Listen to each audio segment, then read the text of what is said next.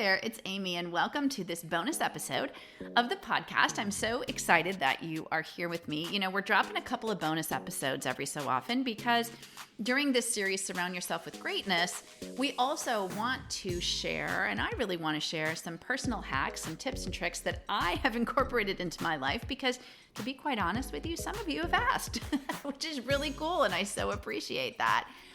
Remember that you can follow me at Fearlessly Facing 50 on Instagram. You can go to Fearlessly Facing 50 on Facebook. Follow me there. You can join the Facebook group, which is entitled Better Than Gossip. You also can go to the website. Guess what that is? fearlesslyfacing50.com. 50 is spelled out. And go ahead and listen to all 100 and almost 70 episodes of the podcast, sharing inspo and encouragement and personal journeys along the way. Because you know what? We need people. People need people. Community is key, and opening the dialogue about these topics is so important. So today we're going to dig into holiday stress, parenting and holiday stress. Can I get an amen around that? Now, I believe that I am a recovering perfectionist. I certainly look back to a younger version of myself and say, wow, did I really spend that many hours decorating and baking cookies and wrapping gifts and making my Christmas cards and blah, blah, blah, blah, blah. We've all been there, and there's nothing wrong with that. And that's not at all what this podcast is about. This podcast is really about just sharing some holiday hacks I have that have helped me alleviate some stress over the years. I think I have gotten wiser as I've gotten older.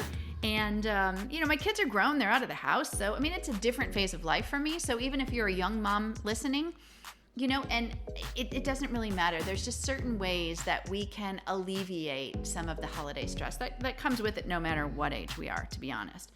And it seems that, the pandemic really disproportionately impacted women, especially women 40 plus. Moms have been handling or were handling the majority of childcare responsibilities. Were more likely, the ones to alter their life in order to accommodate at-home e-learning or entertaining the kids while in isolation, and the many other parenting duties that intensified over those couple of years of living through a pandemic. And yet moms are expected to be saintly and patient, even during the most challenging of times, right? We really are. It's kind of a badge that we wear. So for those of us that are lucky enough to be moms, it's something I think that really comes with it. And around the holiday time, there is a heck of a lot of stress. The truth is that most moms have experienced moments of stress just thinking about the holidays, the upcoming parties, buying the gifts, figuring out family commitments, having big kids home, splitting holidays. There's a lot of stress that comes with it. So while we can acknowledge that anxiety is part of the parenting experience, let's be honest, we can also look for solutions for alleviating holiday stress and actually taking time to, wait for it, enjoy it. Enjoy it.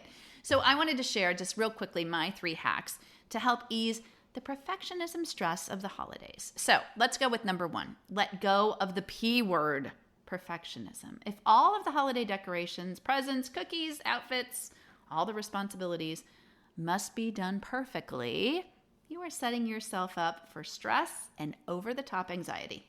It's easy to fall into the if it's not perfect, I failed trap, right? How many times have you thought about that yourself? Let's be honest, I'll raise my hand.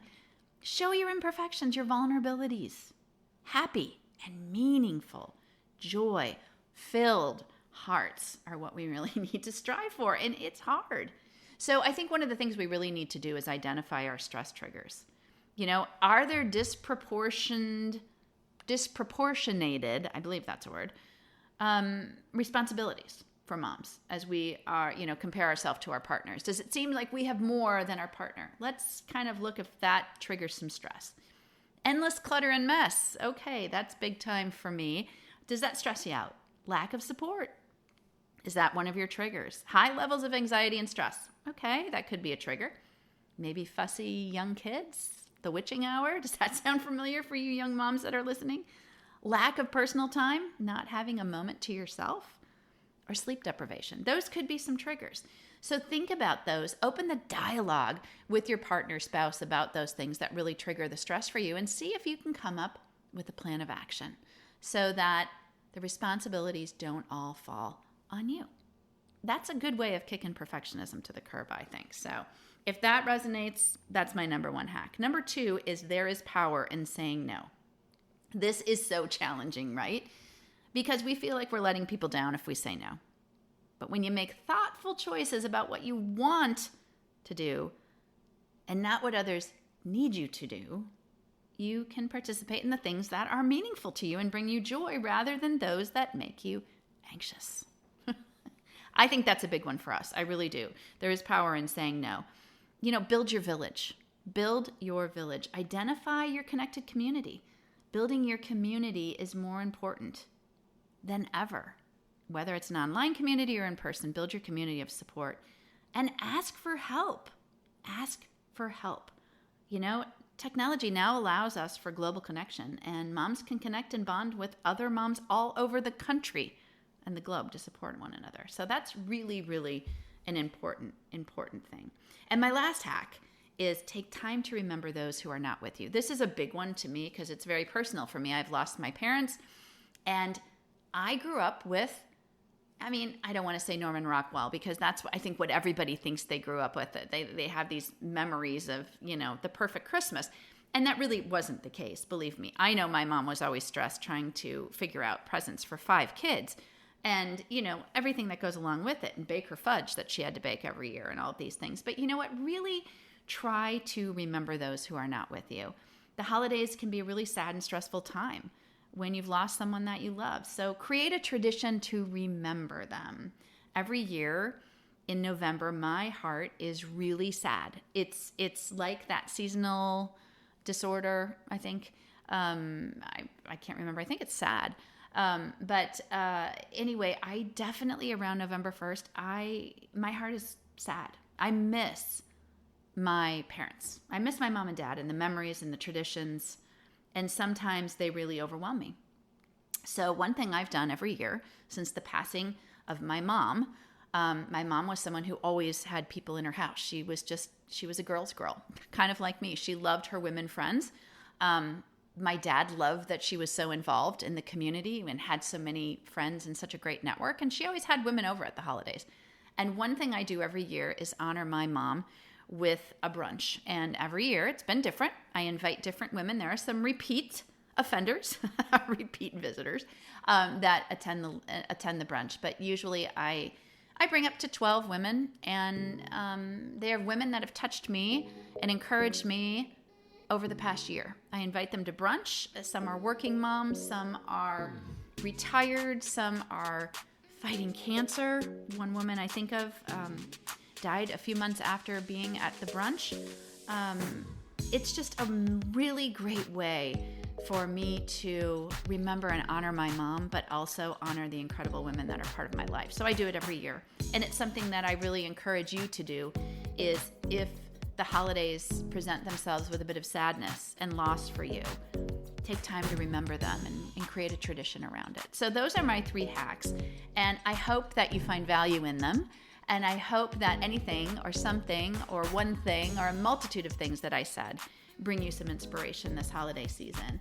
And just wanted to let you know that I so appreciate you following, listening, leaving reviews for me, checking out the website, buying my book, purchasing the confidence course, Mind and Body Confidence, that my partner Kristen Cofield and I have launched together, that is just becoming live.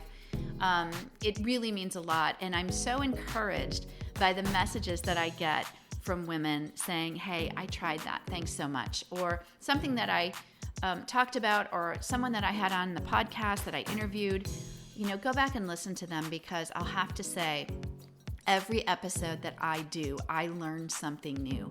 And I think it's so important for us to engage in learning, right? We have to just really embrace being a novice again and learning from each other and opening the dialogue about things that are really top of mind for us as we navigate this crazy life together. So I hope these holiday hacks help. I'm actually going to be on Salt Lake City, Fresh Living, I think, KUTV, I believe it is, talking about this very topic. So I will leave the link on my website so you can, and also go to Facebook and I'll leave the link there. But I'm really excited to be on the show and talking about alleviating holiday stress. It's something that's worked for me, and I hope that there was some inspo in this episode for you too. So I'll be back with the next episode talking about surrounding yourself with greatness. You'll be meeting somebody else incredibly cool that has inspired me that I want to introduce you to.